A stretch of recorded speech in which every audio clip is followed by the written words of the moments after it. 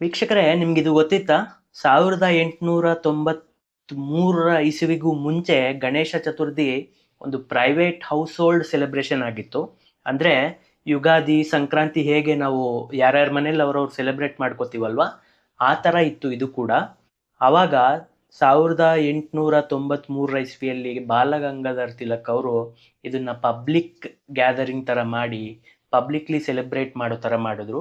ಯಾಕೆ ಈ ಥರ ಮಾಡಿದ್ದು ಅಂತಂದರೆ, ಅವಾಗ ಬ್ರಿಟಿಷರ ಆಳ್ವಿಕೆ ಇತ್ತು ನಮ್ಮ ಭಾರತದಲ್ಲಿ. ಅವರು ಈ ನಮ್ಮ ಇಂಡಿಯನ್ಸು ಒಂದು ಗ್ರೂಪ್ ಆಗಿ ಸೇರಿ ಮೀಟಿಂಗ್ ನಡೆಸೋಕೆ ಎಲ್ಲ ತುಂಬ ರೆಸ್ಟ್ರಿಕ್ಷನ್ಸ್ ಇತ್ತು. ಆ ಥರ ಮಾಡೋಕ್ಕೆ ಪರ್ಮಿಷನ್ ಕೊಡ್ತಾ ಇರಲಿಲ್ಲ. ಯಾಕೆ ಅಂತಂದರೆ ಆವಾಗ ಇಂಡಿಪೆಂಡೆನ್ಸ್ ಮೂವ್ಮೆಂಟ್ ಅನ್ನೋದು ತುಂಬ ಹೈ ಲೆವೆಲಲ್ಲಿ ನಡೀತಾ ಇತ್ತು ಅಂತ ಹೇಳ್ತಾರೆ. ಅದರಿಂದಾಗಿ ಗ್ರೂಪ್ ಗ್ಯಾದರಿಂಗ್ಸ್ಗೆ ಅವಕಾಶ ಇರಲಿಲ್ಲ.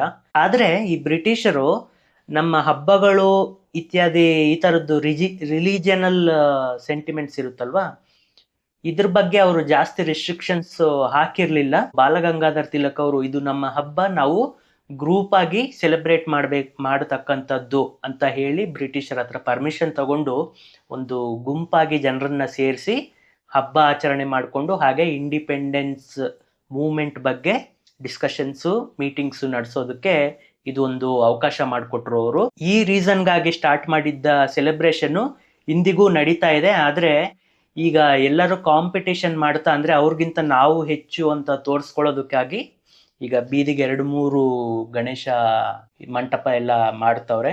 ಅಫ್ಕೋರ್ಸ್ ಅದು ಒಂಥರ ಓಕೆ, ಆದರೆ ಇದು ತುಂಬ ಜಾಸ್ತಿ ಆದರೆ ಯಾರಿಗವರು ಡಿವೈಡ್ ಆಗಿಬಿಟ್ರೆ ಅದು ಕರೆಕ್ಟ್ ಅಲ್ಲ ಅಂತ ನನ್ನ ಅನಿಸಿಕೆ.